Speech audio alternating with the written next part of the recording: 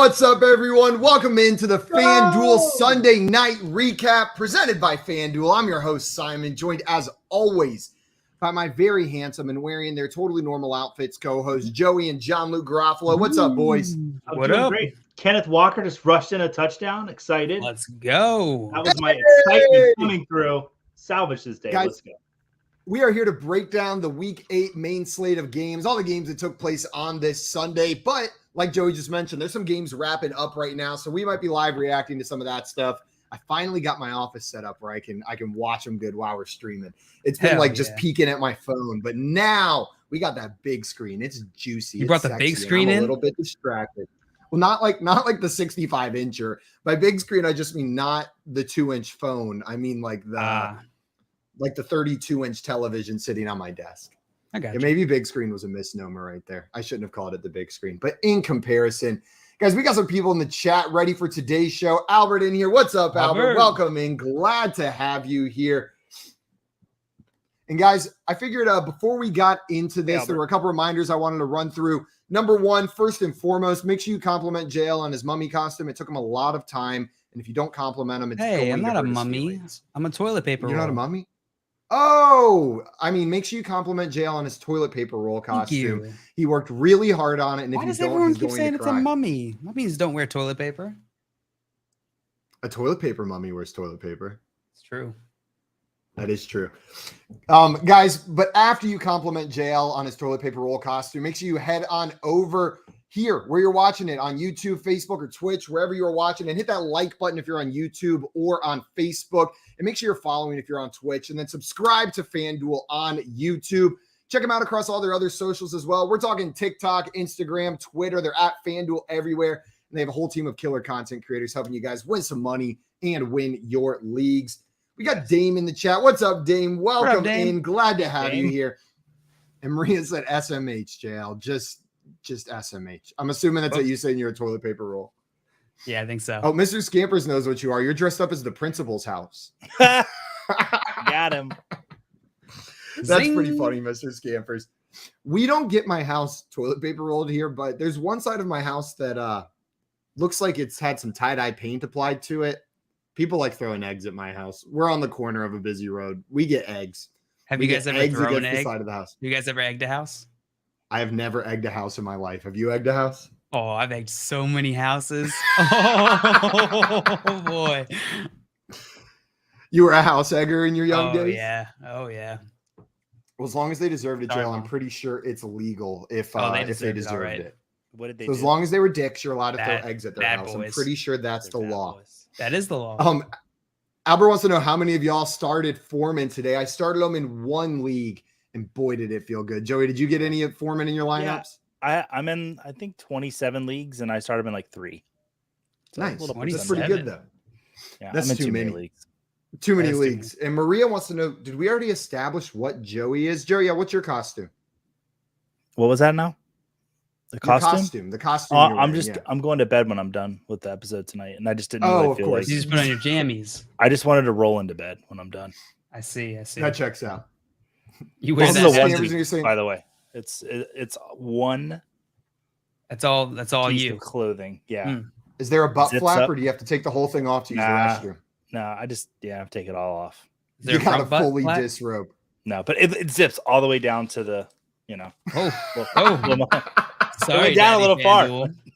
Went down a little farther. Sorry about that, guys. Hey, at least the camera's above the desk and not below the desk.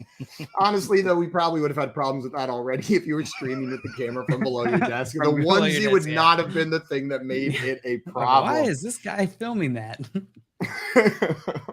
Guys, we've got some games to talk about today. I'm going to go ahead and pull up this first one. 4 p.m. game that already finished. We've got the Tennessee Titans taking down the Houston Texans 17-10. And Derrick Henry, man, what a beast he was this week. Yeah, this was the Derrick Henry show is basically what this game was. Coming into it, everyone was talking about Malik Willis making his NFL debut, but it was all about Derrick Henry. Second multiple touchdown game of the season, and has at least 1 in 5 of 7 games this season. And over 100 yards for the 4th time in a row. Not a whole lot from either QB in this game. You can see Malik Willis 55 yards and an interception. Rush for 12. So really disappointing day from him. Davis Mills, 152 yards, and not much on the ground either at 8 yards rushing. Interesting fact about this game. Wait, nope, that's the other game I was thinking of. No interesting facts about this game at all. There's nothing interesting about this game, even a little. No, one game thing, I was thinking Damian of. Pierce kind of salvaged his day. He was having a really rough day. Everybody knows I love Damian Pierce if you watch any of the shows. And he got a touchdown there at the end. So, whew. So saved his day. Over 10 fantasy points. So happy to see that from him. That's about it. Man, I feel like Derrick Henry felt like one of those weeks where you were silly not to put him as your number one overall running back. It was a positive matchup. Malik Willis was making his first start. It's a quarterback that maybe they already don't trust his throwing ability. He was known for his rushing ability, and he's a rookie quarterback in his first start. Like, it just seemed like they were going to feed Derrick Henry. And it's always nice when a script like that works out, right? Like when it says it's a smash play and then it is a smash play. 219 yards is absolutely absurd. Joey, did something just happen that we missed? Oh, I think we might have a Cooper Kupp. It looks like a bad injury on the Seattle side. It's Cooper Kupp. Yeah, it looks like maybe another. Cooper Kupp. I'm watching the Rams game. Yeah, it looks like Cooper Kupp's injured, and CBS Sports tweeted out, "No, please, not Cooper Kupp." So I'll get a little more information on this. So, but yeah, guys, we'll keep you updated on that front.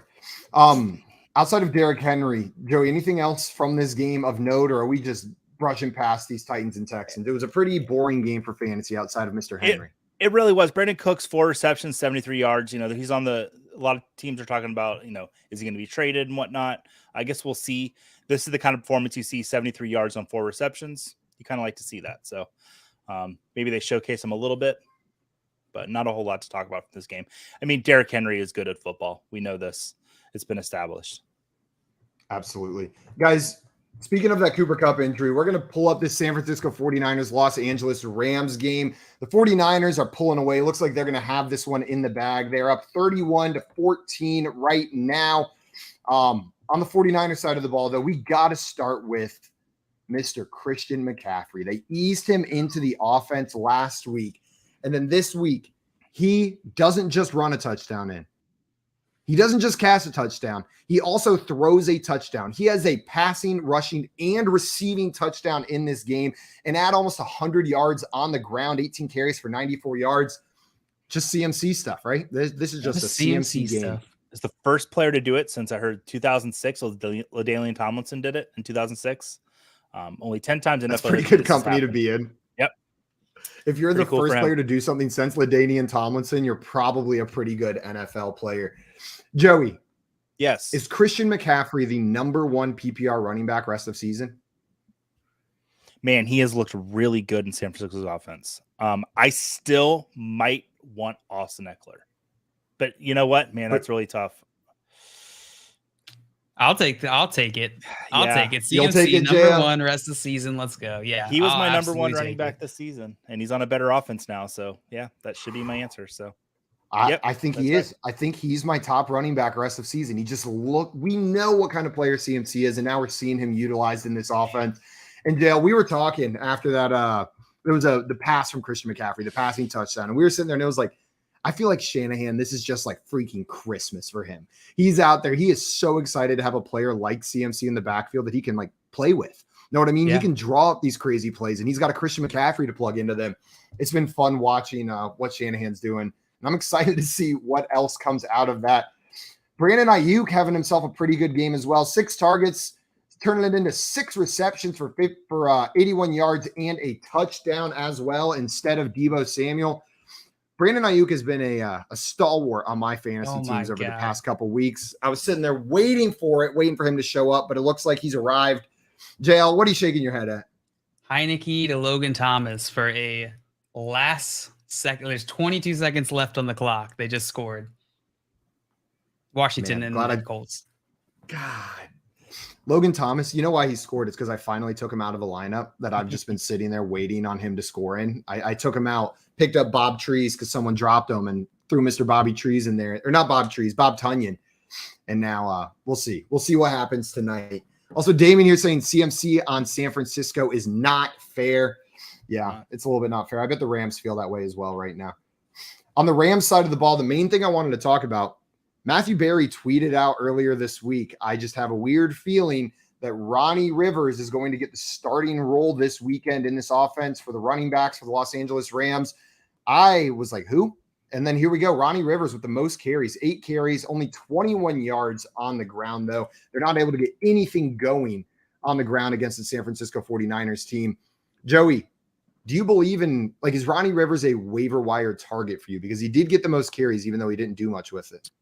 I kind of want to see what happens with Cam Akers, because they've said if Cam Akers doesn't get traded, he's coming back into this offense. So I think Ronnie Rivers could possibly be a waiver wire target, but if Cam Akers comes back to this offense, I think he's pretty relevant. Oh, look, and the Commanders did what the Panthers couldn't and made the extra point with less than 30 seconds and also left to win the game. It was Taylor Heineke ran it in. It was not a throw to Logan Thomas. I don't know what I saw. Was that they must have been showing another replay, but it was Taylor Heineke rushed it in for 6. It happened to me again today where I accidentally clicked on something and it took me back to the beginning of the red zone stream. And all of a sudden I'm like, wait, that happened again? Like Jalen Waddle scored another touchdown. He did, but I was watching the first one again. So you got to see his Waddle dance twice. Yeah, and they were not nice to him about his Waddle dance today. They were a little harsh on the the broadcast. Did you? They were. They said not his best Waddle. They said it wasn't his best Waddle in the critiquing his form, huh? Right. He scored. I guess if you score enough touchdowns that they critique the form of your touchdown dance, you're probably doing all right in fantasy. Yeah. We got Jay in the chat said, "Hey guys, I'm not going to make it tonight." Oh, thanks for letting us know. You were Jay. coming. Really appreciate it. And Albert in here saying hi to Jay over there. And we got Dame saying Rams run game is that's about how I would describe it as. That's all I got for this game, guys, unless you wanted to add anything else. No, I mean, let's keep an eye on Cooper Kupp. That's kind of scary. Hey, look at Allen Robinson, 5 receptions, 54 yards. Let's go, buddy. Let's go, buddy. Looking all right. Let's go, buddy. That's pretty good. The next game, the Commanders Colts game. JL just mentioned the Commanders took the lead with less than 20 seconds left. They're up 17-16 in this one. Looks like they're going to pull out the W. They did pull out the W here. Taylor Heineke, pretty good game. 23.06 fantasy points this game through 23 completions on 31 attempts, 279 yards. It's a pretty good day for Taylor Heineke. Mm-hmm. Antonio Gibson did well. Terry McLaurin did well. Curtis Samuel did well. Pretty much you're happy as long as you didn't start Brian Robinson this week, who only got 2 points, 2 fantasy points, 8 carries, 20 yards, no touchdowns. Joey, what was the deal with Brian Robinson today? You know, there at the end when I saw Heineke run that touchdown in, like that's where you kind of hope you're going to see Brian Robinson. And if he's not getting those carries, I start to worry. I mean, I was very high on Brian Robinson coming into the season, and then we all know what happened with him. And he looks good coming out from the injury. Do we want to call it an injury from the incident? But the last couple of weeks, he's not looked too incredible. This gives me a little bit of pause, especially with Antonio Gibson getting 7 carries and 7 receptions. Yeah. Oof. Yeah. Antonio Gibson, so they split carries here, 7 carries, 19 yards. I think it just came in the receiving game for Antonio Gibson, though. Yeah. What about you, Simon? How do you feel about this Washington backfield? No, I mean, it's gross. If this is how it's going to play out, then I want no part in it. I mean, Curtis Samuel was just as involved in these guys almost, right? Like 4 carries, whenever we're talking 4 to 8, sure, 8 is double, but that's not a workload for any player. If that's just the work they're getting, you don't want to start any back who's going to get 8 carries, right? Like if they're not involved in the receiving game. So keep an eye on it. If I have to start someone from this offense, I'm probably still starting Brian Robinson if I have to start a back here, but man, it's not looking good. It's not looking good if this is how they want to run it from a fantasy perspective. Yeah. At least they're working some of these guys into the receiving game. Antonio Gibson had 7 targets, 7 receptions, 58 yards, and a touchdown, that's a lot. That is a lot for a running back. On the Colts side of this, we got Sam Erblinger, Sam Erblinger. 8.54 fantasy points. Erblinger. That's from Schitt's Creek. That is as soon as you started doing it, I was like, that is my favorite moment of any Schitt's Creek episode ever is when she's filming the fruit wine commercial. Herb Scherzlinger. Yeah. Damn it, JL. Now, every time I hear Sam Ellinger, I'm going to hear Moira trying to say Herb Bertlinger fruit wine or whatever. You're welcome. Not his best outing, but it wasn't too bad. It wasn't too bad from a fantasy perspective. Not great. Only just shy of 9 fantasy points this week. 17 completions, 23 attempts, 201 yards. Not a bad day. Not a bad day for Sam. Could have thrown more touchdowns, but that's all right. He threw one to Nyheim Hines. Nyheim Hines had a pretty good game, 12.9 fantasy points this week. Jonathan Taylor, 6.6 fantasy points, 16 carries, 76 yards, no touchdowns. Simon, is Nyheim Hines the new running back 1 in Indianapolis? Sorry, I started Nyheim Hines today. I just got to give him a little hype. Just got to give him a little juice. You know? Sorry, 1 second. Let me consider myself. No, it's Jonathan freaking Taylor. Yeah. Jonathan Taylor's still the man. You He was still concerned about banged up, Jonathan Taylor and even during this game, they took him off the field, had to retape his ankle. He was questionable to return, but ended up coming back on. It's obvious he's not quite at 100%. But even not being at 100%, he still averaged almost 5 yards carry out there. You're not concerned. You just keep chugging along with Jonathan Taylor. It's disappointing, but he was still banged up a little bit. I mean, there's a chance Nyheim Hines could be the running back 1 in this offense. I mean, tomorrow's Halloween, so he could dress up as that. Like, that's the only way I see this happening. Good. On the receiving side of the Colts, Paris Campbell, who was Mr. Targets over the last 2 weeks, reduced to 2 targets, 2 receptions, 43 yards. He broke off a big one, boys. Harris Campbell breaking off big ones. Michael Pittman's still the guy though. Yeah. Yeah, that's all I got for this Michael one. Pittman. Yeah. Michael Pittman's the dude there for sure. Dale, I did want to. You said this wasn't Sam Ehlinger's best outing, but it was. It was. It's right. his only It's his only right. outing so far. I just wanted to make sure we were good. It's also his worst outing ever, though, as well. That's true. We have the WAP genius coming here. Go Bills! Oh, I hope so. I need a huge Josh Allen game tonight, or I'm getting sent home in my guillotine league. I'm just sitting here praying Josh Allen drops like 40 on the Packers tonight. And Maria in here saying, and you'll remember the name, Herb Erflinger, Bert Herngeif, Irv Herblinger, Bing Livehanger, Liveling Bert Herkern, Bing Lingdanger. Mr. Scampers in your say NFC East has 4 winning records, and the NFC South has none winning records. None winning records in the NFC South. No. The Falcons sitting atop that division now, right? Yeah.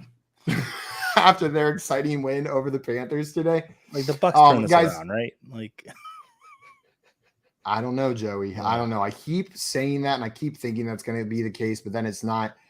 Guys, we're going to move on to our last game that's still going on right now. The New York Giants and the Seattle Seahawks. The Geno Smith-led Seahawks currently winning 27-13, and they are at the 2-minute warning in the 4th quarter right now. Looks like the Seahawks are going to take this one home unless something crazy happens. Yeah, it looks like they got this pretty well in hand. Something interesting. Seattle held, remember I was saying there's something interesting? This is the game. There's something interesting. Seattle held New York to 56 total yards of offense in the first half. DK Metcalf was questionable coming into the game, but at the time, he was leading the Seahawks in targets. Yeah, and so he's still leading in receptions as well. He's got a touchdown. So DK Metcalf, he was coming in questionable, but he looks completely healthy. Tyler Lockett, also great game there. And even though the Giants were held to 56 total yards, Saquon Barkley did have a touchdown for his 3rd game in 4 games. So that's nice to see. And then Dameon Pierce salvages day. Oh, wait, that was from the last game. Sorry, you just wanted to talk about Dameon Pierce some more. I did. You're like, and Dameon Pierce scored a touchdown in case anybody forgot. No, DK Metcalf, I was wrong. I was nervous to start DK Metcalf this week coming off the injury, but dude looks totally healthy. He looks like a stud out there. That touchdown pass when he caught that, he just looked like a man when he caught that. Like he caught it and he was like, here I am. Man. I'm present and I'm in the end zone. It's just the vibes he was screaming off.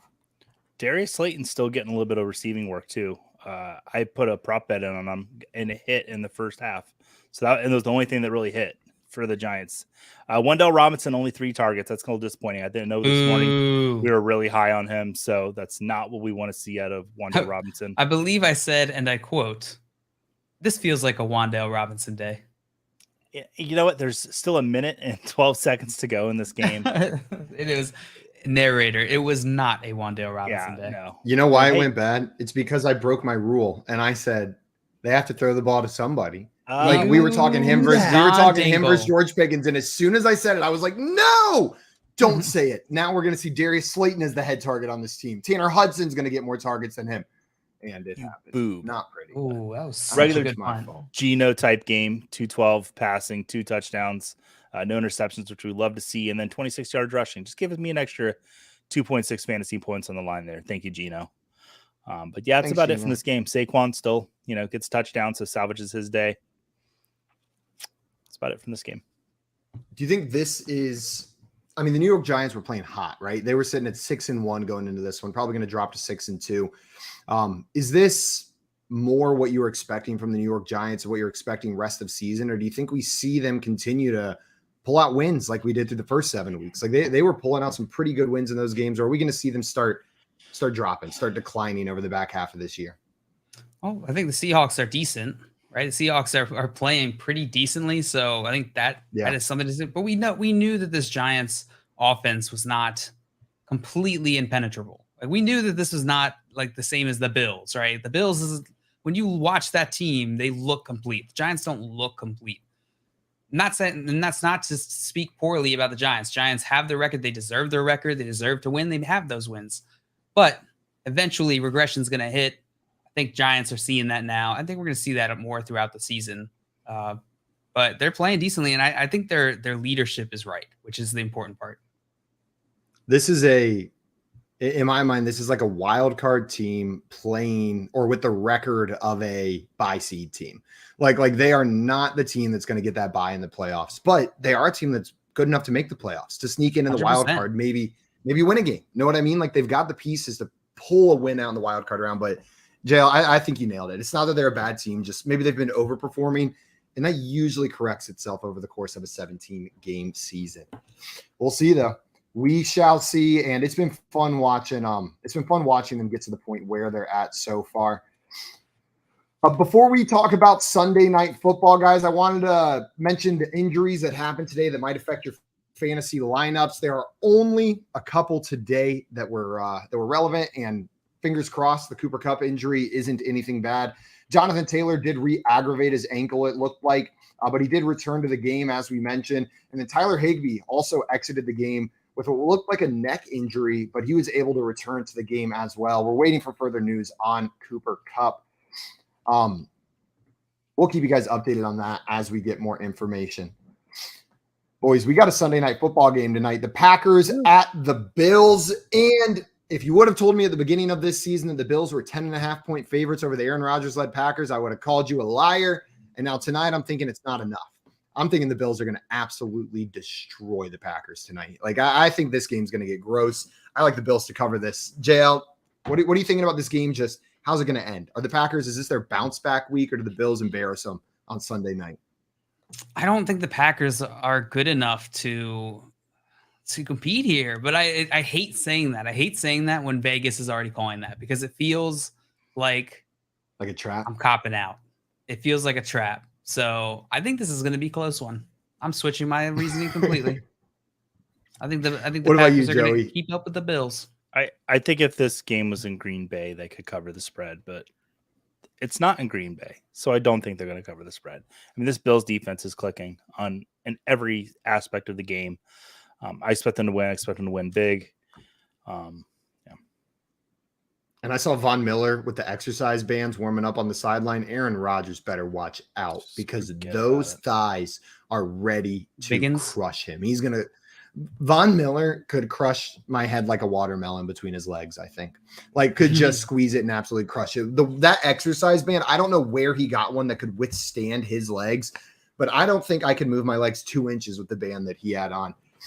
That's probably scary for Aaron Rodgers to turn on the TV and just see Von Miller just like – all he's warming up for is to get you. Like, he's warming up. He's like, his only job I'm is going to get get you. I'm gonna get you. Right? Exactly. You're watching a guy get all warm and get pumped up, and you know his one job is to just hurt you. Like, take you to the ground, knock the ball out of your hand, like ruin your night is his only job. I had some fantasy questions. Seahawks win. It's official. Official.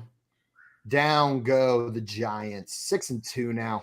I had some fantasy questions from this game that I wanted to ask you guys about. A player on each team that I'm unsure about what to do with him. Romeo Doubs is the player on the Green Bay Packers that I wanted to ask about. it's been really difficult figuring out who the primary pass catcher there was going to be. But Allen Lazard stepped up in recent weeks, looking like the one, but he's not playing this week. So we're back to Dobbs. Dobbs past 3 weeks, though, he's had 5.9, 6.1, and 0.0 PPR fantasy points over the last 3 weeks. And that 0 came on 4 targets. It wasn't like he wasn't targeted. He just dropped a goose egg for us. In weeks 3 and 4, though, he looked pretty good. He put up a game above 20 fantasy points and another one above 13. Joey, what are we doing with Romeo Dobbs? Can you trust him in a starting lineup? Oh, absolutely not this week. I do not like him against the Buffalo Bills. I understand that targets are available, but we thought that for Wan'Dale Robinson, and look at that. Not to throw that in your face, but I don't like Romeo Dobbs at all this week. The Bills defense, like I've said it before, it scares me. JL, Damian Pierce had a shit day besides the touchdown, but what do you think about Romeo Dobbs? He did. I was just trying to hurt Joey's feelings since he hurt my feelings on Wan'Dale Robinson. But he got the touchdown and Wan'Dale didn't. It is a tough matchup. Joey's correct. It's a really tough matchup for Romeo Dobbs. He's playing around 90%, 85 to 90% of the snaps, which is what you want to see. He's got a 17% target share on this team, so I'm fine loading him up. That's a high enough target share that he's getting used in this offense. This is going to be what I think is going to be. I think it's going to be a high scoring game, which is going to be good for all of the pass catching options in Green Bay. Also, Maria in here saying, I do not like green eggs and ham. I do not like them, Romeo Dobbs. Yeah, Joey, whenever you were going through it, I 100% heard some green eggs and ham in there as well. I'm getting ready for Thursday night. On the other side of the ball, Devin Singletary seems like a smash play this week. They're 10.5-point favorites. The Packers have not been good against opposing fantasy running backs, giving up the 8th most points to that position on a weekly basis through 7 weeks so far. And he saw 17 carries last week against the Kansas City Chiefs. Dale, set me straight if I'm wrong here, but Devin Singletary seems like a smash start, almost like a must play. Are you viewing him in the same way? Yep. Start him up. Start him up. Joey, is top 12 in his range of outcomes tonight? I don't know about top 12, but I mean, I like Devin Singletary. I hope that the Bills don't go and trade for somebody like we're hearing. I mean, Devin Singletary is on pace for 79 targets this season. That's a career high. It would exceed it by 29 targets. Give me that every day if a running back's getting that. I like Devin Singletary tonight against the Packers. I think he's going to do great, but not top 12. Me too. We've had some huge performances this week, running back wise. You're right. It has been a fantasy feast this week so far. Much you fun. Go look at the top scores. It's not fun when you're sitting there on the sidelines looking in. Like, you've got your one team that just like has all the players that didn't blow up and everyone's scores are in the high 100s, and you've got like 60 points just watching everybody have fun in the distance with their Jalen Waddles and their Tyreek Hills. And you're like, I've got my Josh Jacobs over here. It was pretty fun today. It was pretty fun. Before we go on from this game, let's get some score predictions for tonight's game. JL, what's the final score going to be? How much are the Bills winning by? Or are you calling a Packers 10.5-point upset? Let's see what the total set at 47. I'll take I'll say 35-31 Bills. 35-31 Bills. Dude, that would be a fun game. Joey, what about you? I had 34-14 in my head. Joey going with 34-14. And man, I don't want to be a poo-poo because I wanted to hit the over right there. So I'm going to go with 32-10. 32-10 for the Bills. Bills getting that victory. We're all on the Bills side, which usually when we all pick the same team, it means it goes the other way. But we shall see what happens tonight. I'm excited for this one. Yeah. Next game we're going to talk about, guys, this Jaguars game that went down today in London this morning. The Broncos taking home a W, beating the Jaguars 21-17 in the highest attended game in the NFL International Series in London. Top attendance. Is it? Yeah. I heard that they cheapened the tickets or lowered the price so they get more people in there. Yeah, saying that this morning. Joey was that telling you, us Joey? that this morning. Yeah, the Khan family, they made some affordable price tickets to, I think, bump those numbers up. And they announced that they were doing this earlier in the week. So nice. I don't think it was, Yeah, Jacksonville was favored coming into this matchup by a point. Denver ended up covering. The total was at 40.5 points, which was, of course, the under here. This was a pretty interesting game. We saw Russell Wilson come back, play. He was pretty lackluster, underwhelming, I'd say. 14.7 fantasy points, 18 completions on 30 attempts, 252 yards, and a touchdown. Threw an interception, got sacked a lot. It wasn't the worst Russell Wilson game, but it wasn't what we seen as vintage Russell Wilson. And so I wanted to ask you guys, for those people who are just looking at this box score, what did you guys see with your eyes? Like, what are you seeing with Russell Wilson? Is he looking any better now that he's back, or was this still just meh for you? I mean, he looks like a quarterback that's not Russell Wilson. I don't recognize this guy that's on the field. I really don't. I said it this morning on the morning show. I was like, what is wrong with him? Like, is it coaching? Is it him? I don't know. But I don't have much confidence in starting him. And I had to start him in a couple leagues today. And I think I got like 24 fantasy points out of him. And that's in a league where you get points for completions. So, barely 20 fantasy points, if that. So it's a little scary. It's a league where you've got quarterbacks putting so many points up.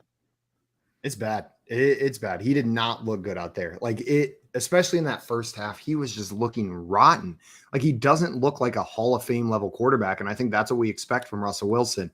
Now, that being said, like, I think we underestimated just how difficult it is for a quarterback, no matter how elite, to plug into a brand new offensive system with all new players, new head coach, right? Like this was brand new and it's not an easy system to learn. Like it's supposedly a difficult system to learn under Hackett. I don't want to give up on Russ. Like Russ is still Russell Wilson, right? Like we've seen him. We know what he can do on the field, but I'm not sure it's happening this season. I'm not sure it's coming together for the Broncos by the end of this year because we're not seeing it yet, and we're 8 weeks in. Like I haven't even seen much to like. I know they won this game, but it was against the Jaguars. I haven't seen much to give me hope that it's getting better besides a drive here and there, right? Like we see a drive, it's like, oh, that's Russ, and then it's back out, and it's just the same old Broncos. Yeah. Yeah, I don't know what, like at this point, if you haven't dropped him already, I think it's time you drop Russell Wilson. I think really, it'll be cathartic. The real question to me is how does he and his mediocre play this season, how does it affect your fantasy decisions for these other players on this team? A lot of them highly drafted. We got Melvin Gordon here. Of course, Javonte Williams out for the season. Melvin Gordon got 9 carries, 29 yards and a touchdown. 14.2 fantasy points. Latavius Murray is right there playing with him, though. Right there playing with him. He had 14 carries. Out-carried him for 46 yards and a touchdown as well. Stupid. Is this a split backfield for these guys? Yep. We've seen it. Was it 3 weeks in a row now that this is what split looks like? Split looks like both guys worth rostering.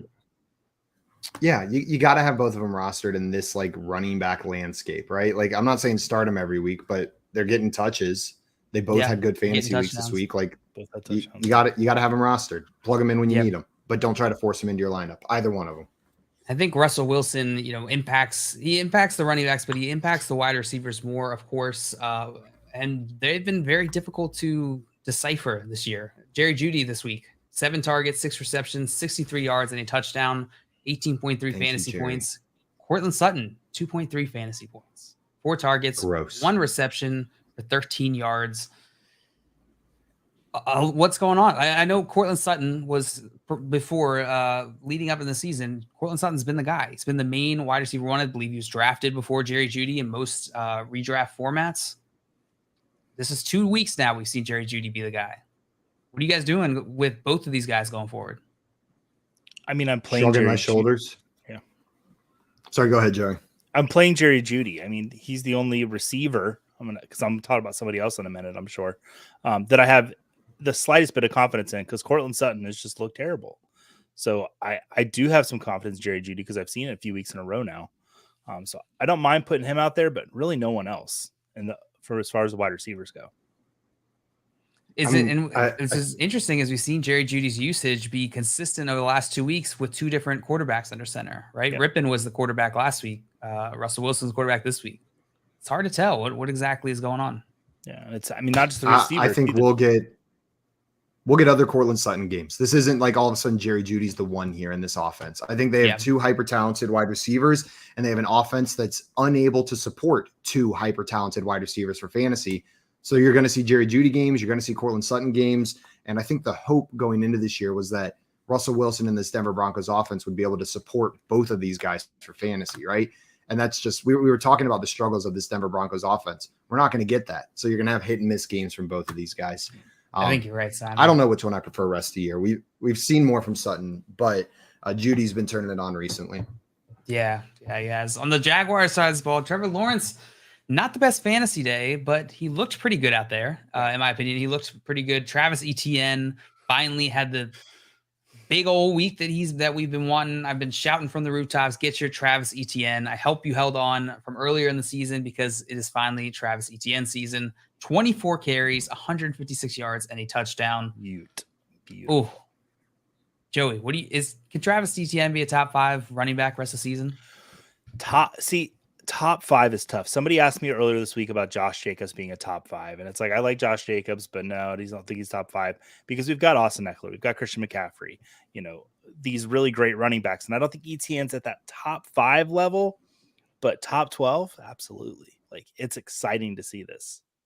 How about you, Simon? What did you see from Travis Etienne today? That he's a freaking beast like we thought he was. That Travis Etienne's a monster of a running back. 156 yards on the ground. That's pretty high. And 6.5 yards a carry on 24 carries. Like this dude is a fantastic running back. Top 5 rest of the season. I don't know if the Jaguars have it in them to produce a top 5 running back, even if this dude gets 24 carries a game. Like I'm just not sure this offense is good enough to have a top 5 back on it. But top 12, I'm with Joey. Tuck him into the top 12 rest of season, no problem in my mind, especially if they're going to use him like this. This is absurd. 24 carries. They were giving work to James Robinson when he was capable of this all along. Crazy. Evan Ingram had a pretty good day too. He had 6 targets, 4 receptions, 55 yards, and a touchdown. It's a pretty good touchdown. Should have had another one. Yeah, he should have. 15.5. You guys think Evan Ingram is outside of the tight end glob? Is he at a point where his target share and his usage is high enough that he's outside of these other groups that week in, week out, you don't know who to start? Yeah. I'm actually happy to start either of the tight ends in this game. I think both Greg Dulcich and Evan Ingram have moved themselves out of the tight end glob, even before this week with Dulcich. But now both of them are out of that glob. So I could see them both being top 12 tight ends rest of the season easily. Joey, you stole the words right out of my mouth. I was going to say, yes, Evan Ingram has fully separated himself, but he's not the only tight end in this game that has done so. Yes. It may be a little early to crown Dulcich outside of the glob, but man, since he's been back, his usage has been awesome. These are 2 tight ends that if you need a weekly start, I think you can plug both of these guys into your lineup for the rest of the season. Like this could be a set it and forget it type position for me instead of streaming the guys every week. They're getting the work. They're getting the work. And thank you for bringing that up because Albert also reminded me, what do you guys think about Dulcich? And I did have a note down to ask about that. So he's an every week start for you guys. If you have him in your lineup or if you have him on your team, they're throwing him in your lineup, assuming you don't have like a Kelsey or someone else, who's clearly above them. Based on position, he's the most comfortable player for me to start for the Broncos. Like, because the tight end, there's just really not a whole lot out there right now. And if he's getting work, listen, I got a tight end. I'm excited about it. And I feel comfortable starting him. I've seen it, 3 weeks in a row now that he's getting good enough work to support tight end 12 work. So yeah, I want it. Absolutely. Yeah. And if he gets like today, you were happy with it, right? 4 receptions for 87 yards. He just sneaks into the end zone, which he's done already. Then you're thrilled. You're thrilled any given week. He's got a nice floor and dude's a threat for a touchdown any given week. Yeah. I love Mr. Greg Dulcich. Man, that is a player. It's like it feels so good when there's a guy that you just kind of like where you just like get excited about a player and then it happens and then they come out on the field. And this was a delayed satisfaction because of the injury at the beginning of the year. But man, this has been like one of my favorite parts of the NFL season this year was watching Greg Dulcich just turn it on after that injury. Guys, now we got to talk about maybe the game of the day. They kept mentioning it was like freaking video game numbers on the broadcast, and that's because it was. Final score 31-27. Dolphins coming out on top over the Detroit Lions in this one. Yeah, so 58 total points scored in this one without even needing a fourth quarter, apparently. Dolphins trailed 27-17 at halftime and then scored 14 unanswered points in the third quarter to win 31-27. Looking at the Dolphins offense, Tua Tagovailoa, my tongue is all tied today. Tua had 29 passes for 36, 382 yards and 3 touchdowns. So 2 games removed from his missed games due to concussion. He looks like a top 12 quarterback rest of the season. No questions asked. He looks incredible. This offense is clicking. Tyreek Hill and Jalen Waddle combined for 20 receptions, 294 yards and 2 touchdowns. And they actually set the Super Bowl era record for combined receiving yards through 8 games with 1,688 combined yards this season. So guys, Absurd. Are Tyreek Hill and Jalen Waddle the best receiving duo in the league right now? Yeah, I think they are.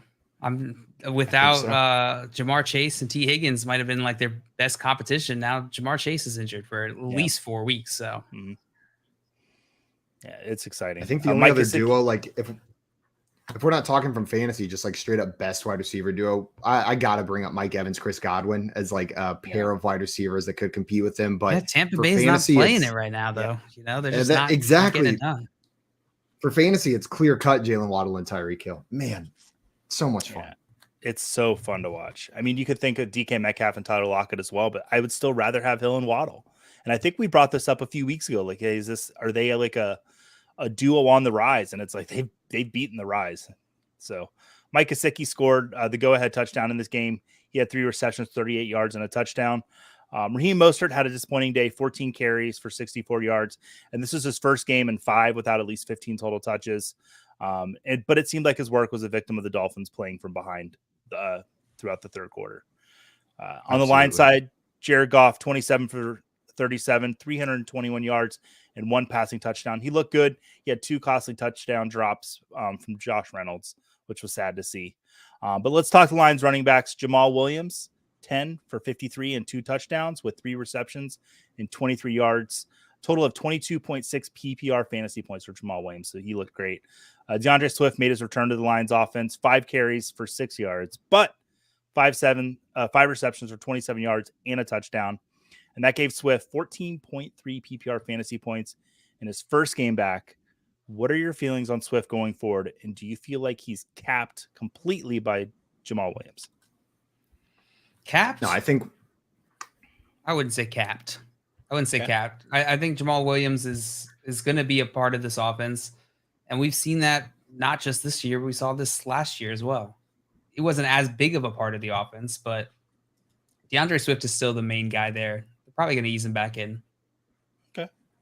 Yeah. I think this is just a case of a player coming back from injury and having a serviceable backup, right? Like they've got a guy they trust. Or backup is probably not even the right term to use for Jamal Williams. He's their second running back. Like, I know that sounds like a silly difference to make, but he's involved in the game plan, whether DeAndre Swift is active or not.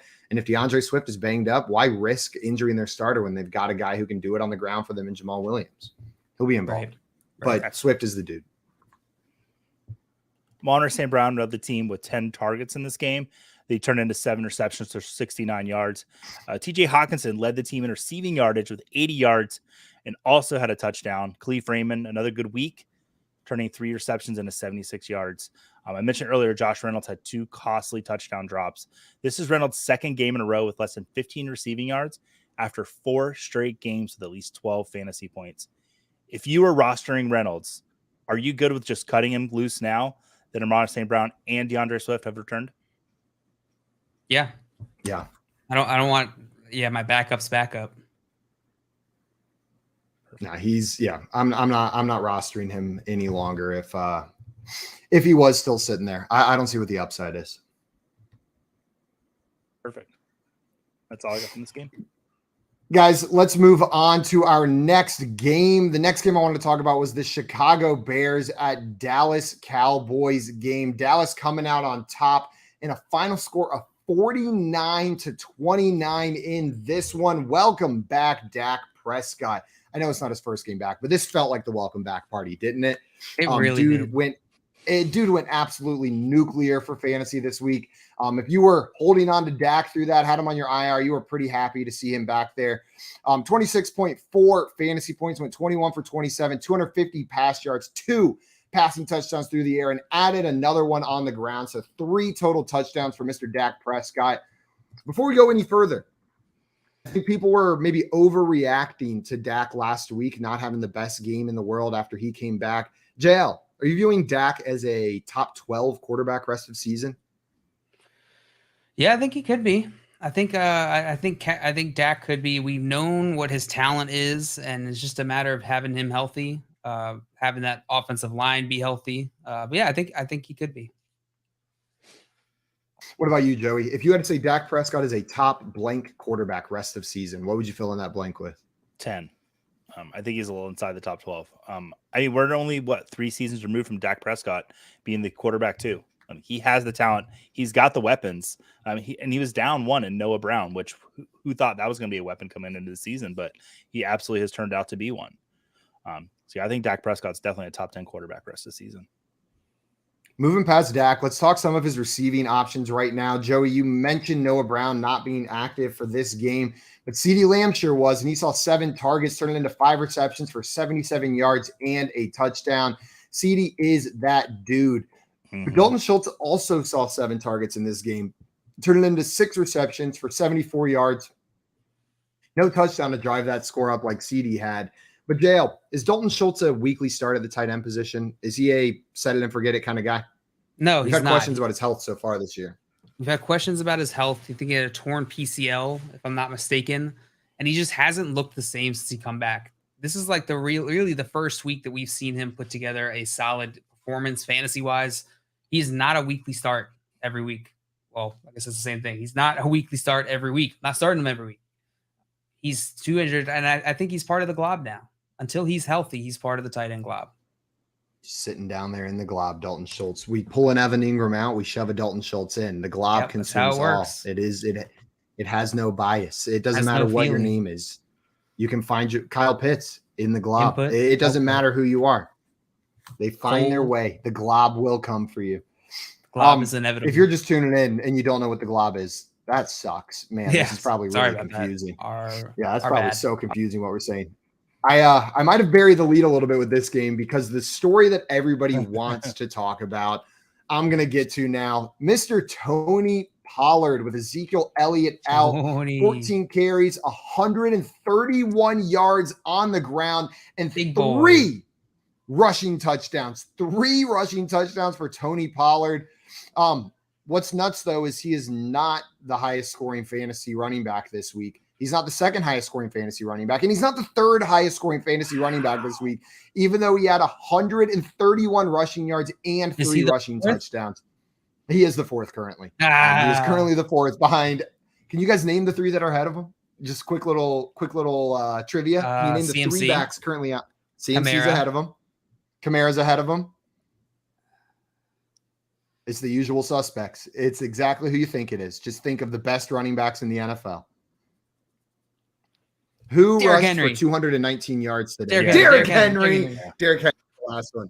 But those are the only 3 running backs who have scored more than Tony Pollard so far this week. And there are plenty of weeks this season where he would have been the top scoring back.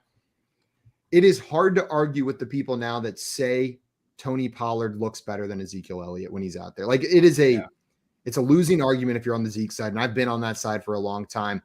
JL, do you think we could truly see a switch for this Dallas Cowboys team where Tony Pollard becomes the lead back? Or is Jerry Jones and Jerry Jones money too tied to Ezekiel Elliott for that to happen? Simon, my naive little friend. Jerry Jones would never let that happen. He's already said that right after the game, Simon. Jerry Jones said Tony Pollard's performance today does not affect the start status of Ezekiel Elliott. So he's already beat you to your question. He's answered it for you. Ezekiel Elliott is still the starter there. There's no way Jerry Jones is going to part with his money. That's so frustrating. Without getting something back. It is what it Joe, is. You gotta play reality. I mean, it's been almost 2 full seasons now where Tony Pollard has looked like the better running back on the field. And then Tony Pollard gets the total workload today, and look what he did with it. Like, man. I will say Tony Pollard hasn't looked fantastic. It hasn't been just Zeke. It's been a lot of this offensive line for even Zeke's woes. But you're right. The point still stands, but it's worth noting. I think this offense is completely different when Dak's on the field with them. And the running backs perform better when Dak is there.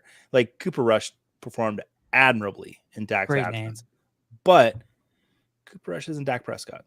What's his name? Dakota? Yeah. You can see it with the way defenses were playing. They were not scared of Cooper Rush beating them through the air. They were like, do it. If you're going to beat us, Cooper Rush is going to do it. Do it with Cooper Rush.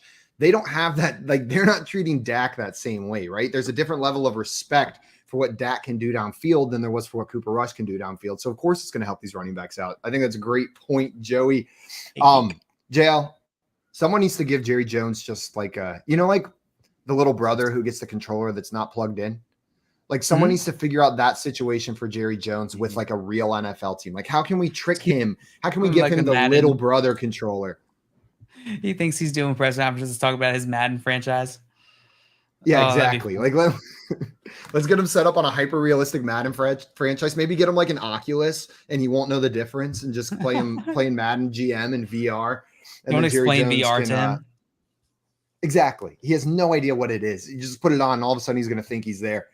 On the other side of the ball for the Chicago Bears, Justin Fields putting together a couple good performances in a row. Yeah. Prior to the past couple weeks, Justin Fields hadn't finished higher than quarterback 23 on the season. But over the past 3 weeks, quarterback 13, quarterback 8, quarterback 5, and then another solid performance from him in week 8.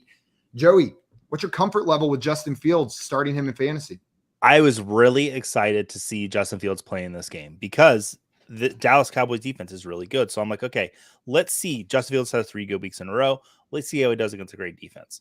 And he performed really well. For fantasy purposes, I want Justin Fields on my teams. I drafted a lot of Russell Wilson this year, and I am not happy about it. So I'm going out. I'm making trades to get Justin Fields if I can. And I'm buying high. This is going to be his This will be his 4th week in a row inside the top 12 because he's currently at quarterback 5 and there's only 4 quarterbacks left to play, right? So he's going to be inside the top 12, inside the top 13 4 weeks in a row, top 12 3 weeks in a row. I'm with you, Joey. You can start him. You can start Justin Fields and feel okay about it that you've got a back end QB1, high end QB2. JL, do you have the same level of confidence for Fields after what we've seen over the past 4 weeks? I think a lot of his fantasy points are coming from rushing, which are good. It's good. Like we've seen that work with Jalen Hurts, but I don't know that Justin Fields is Jalen Hurts, and we're still seeing pretty low pass volume, which concerns me. So every week start, no, I don't think he is. But is he a flexible start or someone you could throw in? Yeah, absolutely. And I saw Albert in here saying, look at the Bears' upcoming schedule. The next couple weeks look pretty good for Justin Fields. They've got Miami, the Dolphins, Detroit, then the Lions, then the Falcons. Yeah, 3 weeks in a row. That's pretty hot. That's a pretty hot stretch for Justin Fields. This is a good time to go to acquire him, Joey. If you are going to trade for him, this is a good week to do it because the next 3 weeks are going to be sexy. Philadelphia, before we talk a little bit more about 15, this, 16. Yeah, I was going to say then maybe you move on. Not sexy. That sucks. Do not start Justin Fields against Buffalo in your fantasy championship. Just don't do it. Raheel in here had a question for us. Want to know Gabe Davis or Tyler Boyd to start since Jamar Chase is out. Joey, are you starting Gabe Davis or Tyler Boyd? So we got this question this morning a few times, some different iterations of it. And I'm going to go Gabe Davis because with Tyler Boyd, my concern with Tyler Boyd is the Cleveland defense. They're actually pretty good against slot receivers. And when they're that close, Gabe Davis has that home run ability. He plays tonight. Enjoy the game tonight. You've got a player in it now. I'm going Gabe Davis as well. I like Tyler Boyd. Tyler Boyd's a top 24 wide receiver for me this week. But the Gabe Davis is a high-end wide receiver too, and he's got that upside. He can go off for 2 touchdowns, and this is supposed to be a high-scoring game, and that's the matchup you want against the Packers, right? It looks all right. And he's my daughter's teacher's nephew. Did I say that right? Yes. There you go. JL, who are you starting? It's Gabe Davis for me as well. Triple Gabe. Before we move on from this game, I wanted to bring up, there's a little bit of a, just like on the other side of the ball, we're talking about the backup maybe being the better back of the two. We have a similar case on the other side of the ball as well. Khalil Herbert looking pretty good in this game. Had 16 carries, turning into 99 yards and a touchdown, compared to David Montgomery with 15 for 53. Joey, I thought after Khalil Herbert showed up while David Montgomery was gone that we might see the passing of the guard then. David Montgomery comes back, is the workhorse back again all of a sudden, but now we're seeing Khalil Herbert with just as many carries as David Montgomery. Are we going to see this like committee approach, this split backfield, or do you think one of these backs separates themselves? I mean, I think David Montgomery, there are a few different things. I think David Montgomery still has a lot of talent. And this is the last year in his contract with the Bears. So I do think that we're going to see them continue to use David Montgomery just because after next year, they know what they have in Khalil Herbert. And I think for Dynasty, go out and get Khalil Herbert. He has a bad week coming up because he is the Bears running back starting next year to have. Absolutely. Guys, let's move on from that game. We can only talk Bears for so long before we got to talk about something else. The Eagles absolutely dominating the Pittsburgh Steelers 35-13 in this one. Yes, the Philadelphia Eagles 7-0. 7-0, the only 7-0 team left. They're good. Listen, I said it all offseason. The Philadelphia Eagles are making moves this offseason. They made so many trades where I was like, they've clearly won this. And so they are coming to fruition. They are absolutely a contender this year.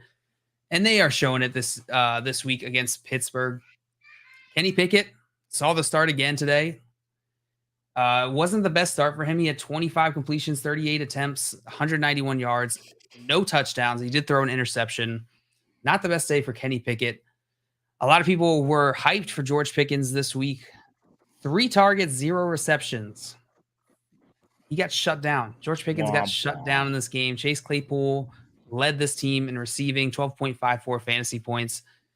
Pretty good day for Chase Claypool. And then Deontay Johnson had 8.5 fantasy points on 9 targets, 5 receptions, 35 yards, no touchdowns. Oh, boys, what happened to George Pickens today? I was completely wrong. I think the problem is Kenny Pickett is bad. Kenny Pickett is bad at football. Yeah. So even if he's targeting George Pickens, you can just get games like this. He just doesn't look good. He doesn't look in command of this offense. It doesn't look like these receivers are on the same page as him. I'm nervous starting. I feel like any of these Pittsburgh Steelers receiving options are a gamble week in, week out with Kenny Pickett under center. Anything to add there, Joey? No, I was whiffed. This is my big whiff of the day. Big whiff. Najee Harris, another middling fantasy production or fantasy performance this week. 11.96 fantasy points, 8 carries, 32 yards. I'm sorry. No touchdowns. Najee Harris, kind of what you see is what you get, I guess, this season is the motif. Jalen Hurts had a very good day on the other side of this ball. 28.4 fantasy points. Beautiful. Yeah, really, really fantastic performance from him. 140.6 passer rating this week. Really good. Jalen Hurts is doing well. 19 completions, 28 attempts, 285 yards, 4 touchdowns. At this point, where do you guys think, is Jalen Hurts going to be drafted in that top 3 going into next fantasy season? This is the first time this week when I did my rankings, I put Jalen Hurts number 1 over Josh Allen, because I really believed in him against this Pittsburgh defense today. And listen, prove me wrong, Josh Allen. Come out and put up more points than Jalen Hurts tonight, because he looks like a top 3 quarterback in this league for fantasy purposes. Absolutely. Please do it, Josh Allen. I'm begging you. I want to believe. I want to see it. Please. Yeah, Josh Allen, do it. Please. Please. My season depends on it, Josh. And on the receiving side of this, A.J. Brown had himself a day, an outing. 42.6 fantasy points, 11 targets, 6 receptions, 156 yards, 3, yes, you heard me right, 3 touchdowns, 3 receiving touchdowns. Wow. A.J. Brown, incredible. I don't think there's much to say beyond that. I'm sorry, A.J. Brown, for doubting you on a new team. I want to apologize for looking over the fact that you're an incredible athlete and an unbelievable football player, and trying to pin a rush-heavy Philadelphia Eagles offense is the reason you won't succeed. I won't make the mistake next year, because holy shit, is A.J. Brown a good football player. He's so good. Yeah. I don't have to apologize to him because I believed in him. He did bleed. Devonta Smith, 7.3 fantasy points, 8 targets, 5 receptions, 23 yards, no touchdowns in this game. I know all three of us are disappointed in that because we all thought it was going to be a Devonta Smith day. Yeah, absolutely. Here's where my apologies begin. I'm sorry to everyone that I told to start Devonta Smith. I truly thought this was going to be a game where it was going to be spread out a little bit more, and A.J. Brown wasn't going to have 3 touchdowns and 156 yards. I thought Devonta Smith would get a little bit more work. I mean, he still had 8 targets, so it's not like he was completely ignored. I think there's still good weeks ahead for him. I'm sad, but I'm not discouraged.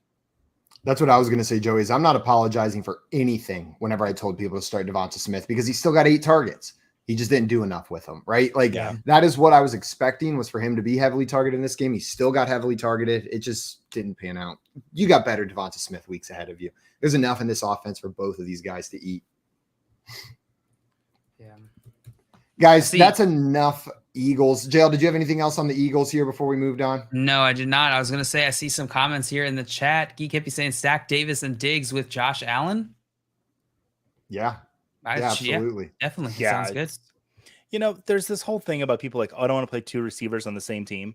When you've got Gabriel Davis and Stephon Diggs, play 2 receivers on the same team. You're going to be okay. If you have to choose one, choose Diggs. Yeah. We're going out on a limb there, JL, Nice with that analysis right there. I got you.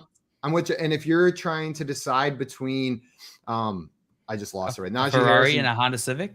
Go with the Honda Civic. Go with the Honda Civic. 9 times out of 10. It'll keep you grounded. And its battery doesn't die if you don't drive it every day. So that helps you out as well. Greg said, sorry that I am late. I do have a note for my parents, though. Good. We will accept that note. Please pass it to Joey. Thank you. I'll put it in my hat. Guys, this next game I want to talk about, the Minnesota Vikings taking on the Arizona Cardinals, 34-26 in this one. Yeah, so another high-scoring affair, 60 combined points as Minnesota Vikings beat the Arizona Cardinals 34-26 for their 5th straight victory. Kirk Cousins had a great day, 24 for 36 for 232 yards passing and 2 touchdowns. And hey, guess what? He had a rushing touchdown. So that's nice to see from him. I know JL is just ecstatic right now because he loves Kirk Cousins. Dalvin Cook rushed for a season high 111 yards on 20 carries. And he also had a touchdown and 5 receptions for 30 yards. Great performance out of Dalvin Cook. Alexander Madison only touched the ball, 5 times, but turned it into 40 yards and a touchdown. So he was pretty efficient with that. Justin Jefferson, 6 receptions for 98 yards.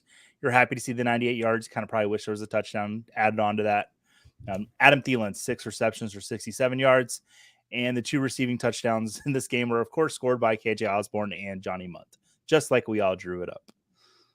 On the Cardinal side of the ball, Kyler Murray, 31 for 44, 326 yards passing for 3 touchdowns and 2 interceptions. And he added 36 yards rushing. So good to see from Kyler. Outside of Kyler Murray, the Cardinals running game was rather quiet. Benjamin couldn't follow up fantasy week 7 performance, finished with 13 total touches for 45 yards, and that's receiving and rushing combined. So black from him. But bright spot, DeAndre Hopkins. This is DeAndre Hopkins' 2nd consecutive 100-yard receiving game.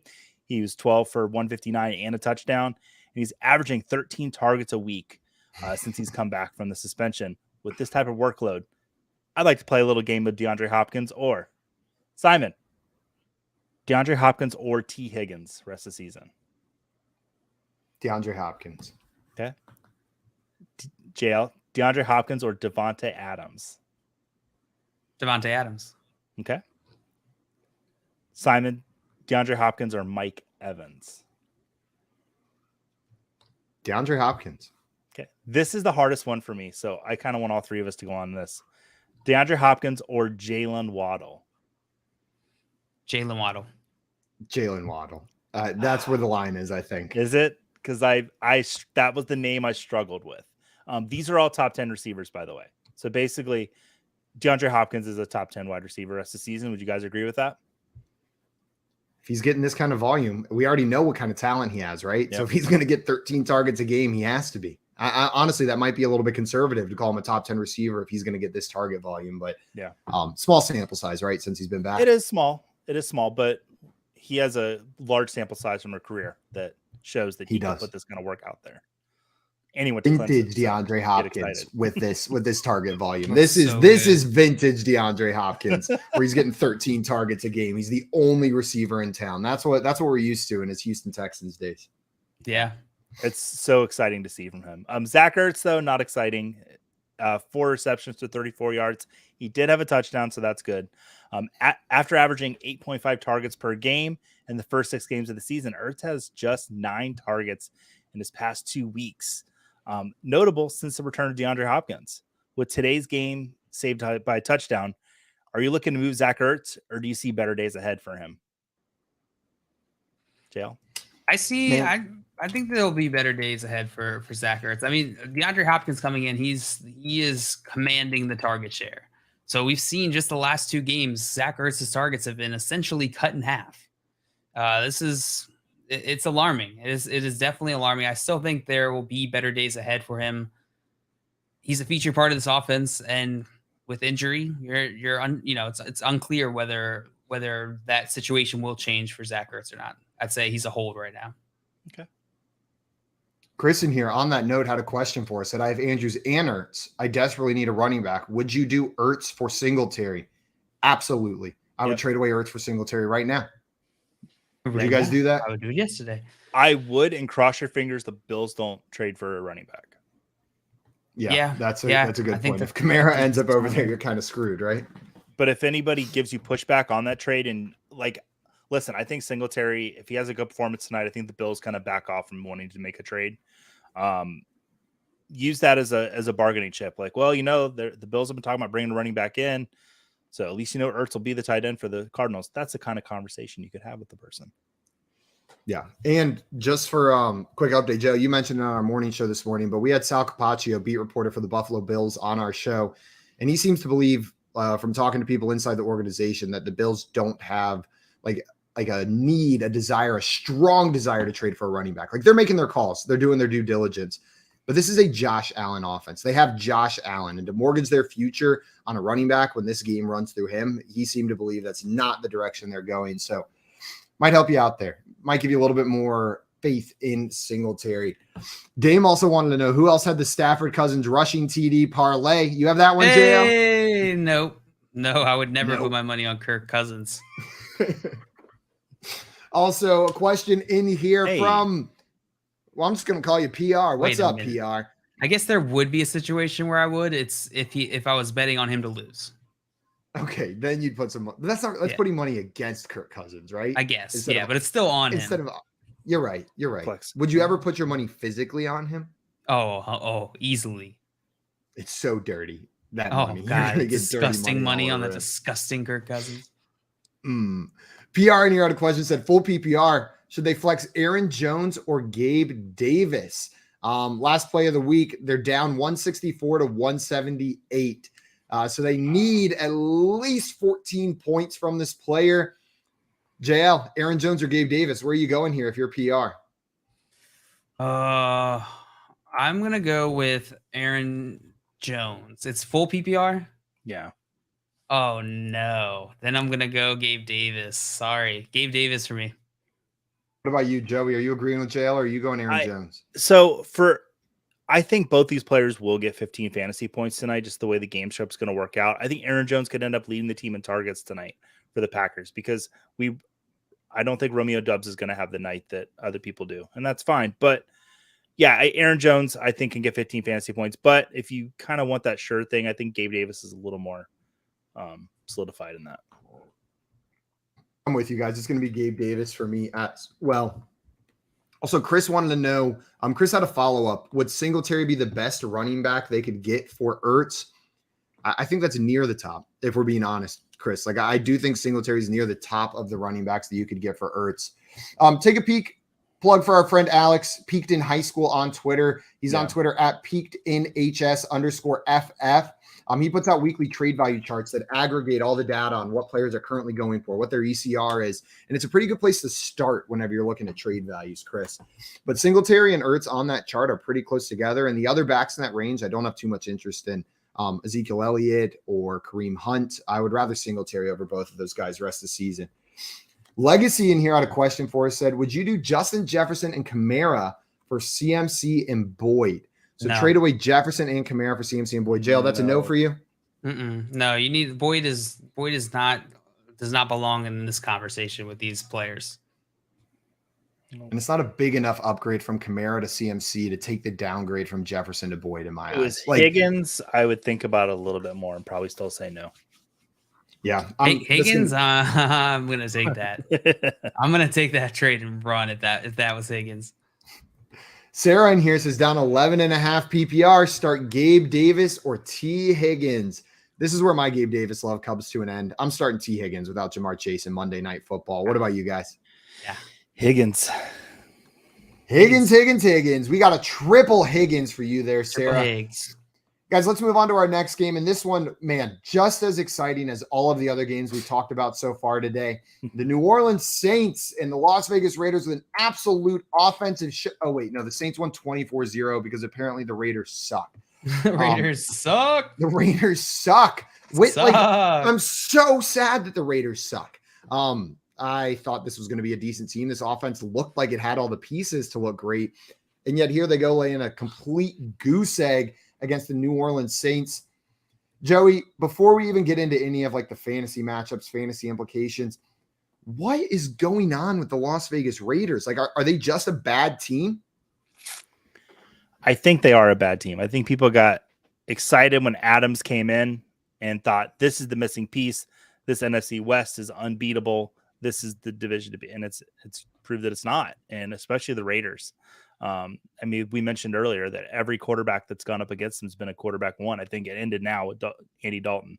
I don't believe he's top 12. He could be though. 2 touchdowns there. But yeah, I don't believe in this Raiders offense. It's hard to. I mean, Darren Waller's been gone, but I don't think that's a missing piece. They didn't have him last year, and they looked better than they do now.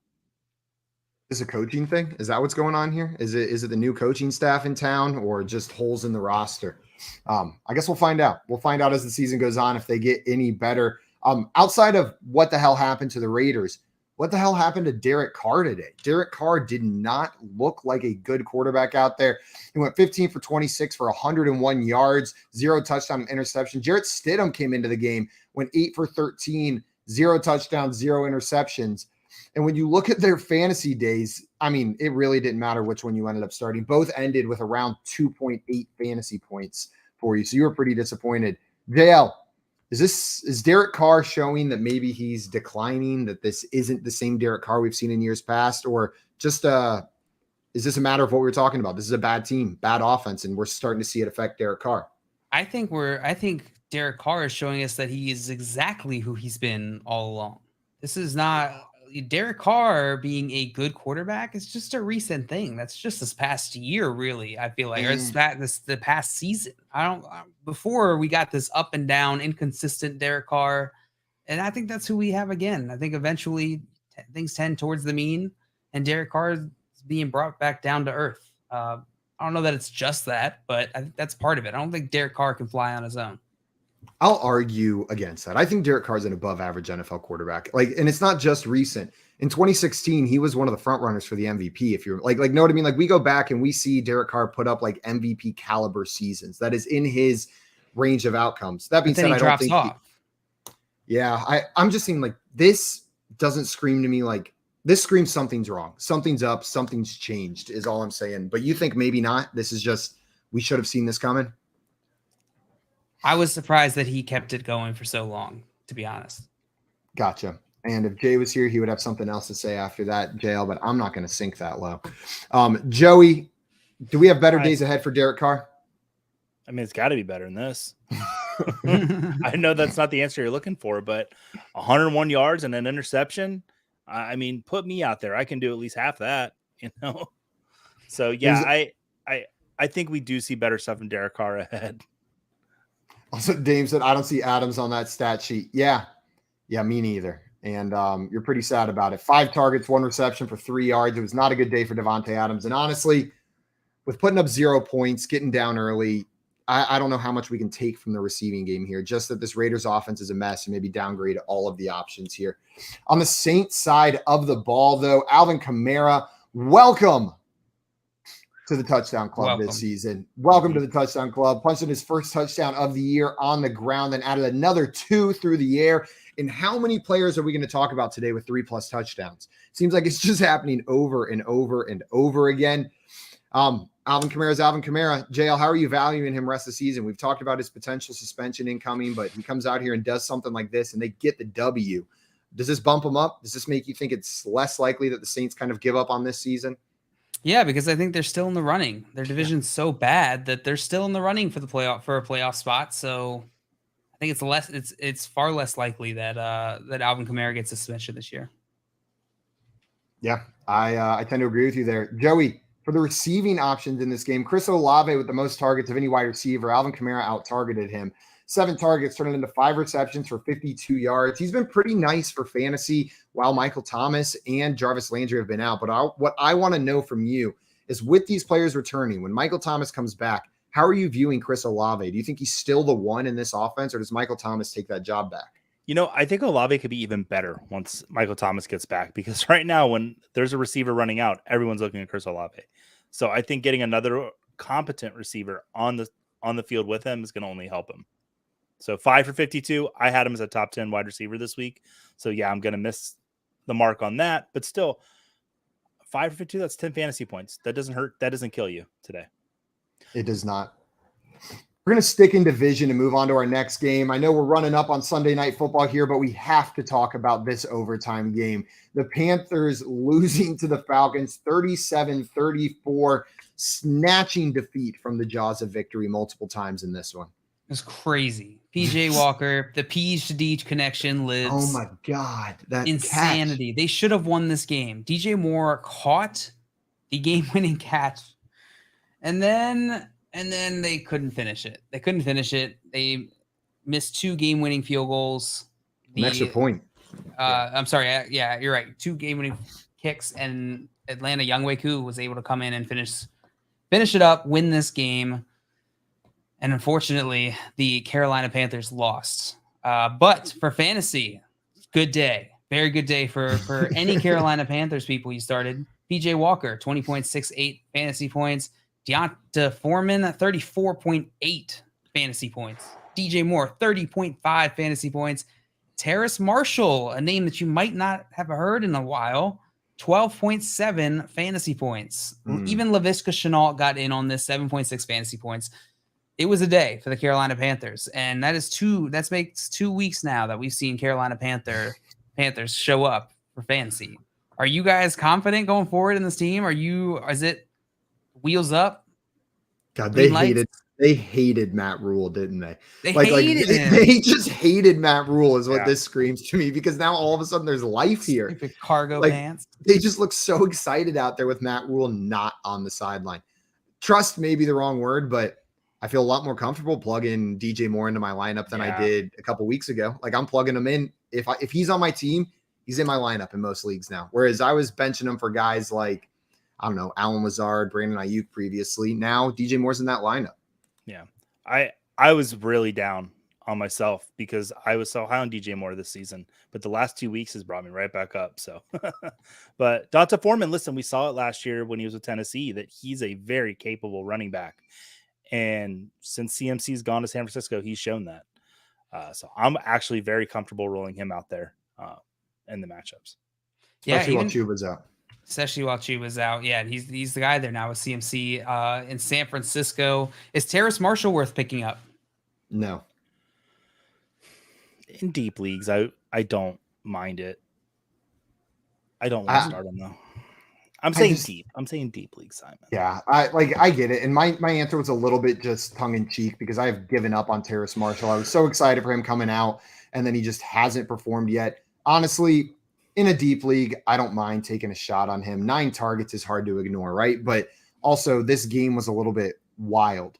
Like this was a crazy passing game for both of these teams. So maybe you get another game like this, but this has got to be a ceiling, right? Like this is your height for what you get from Terrace Marshall. Yeah, I think that's fair.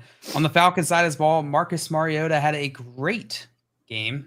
24.42 fantasy points. We saw the return of Kyle Pitts, 19 fantasy points this week. Let's go.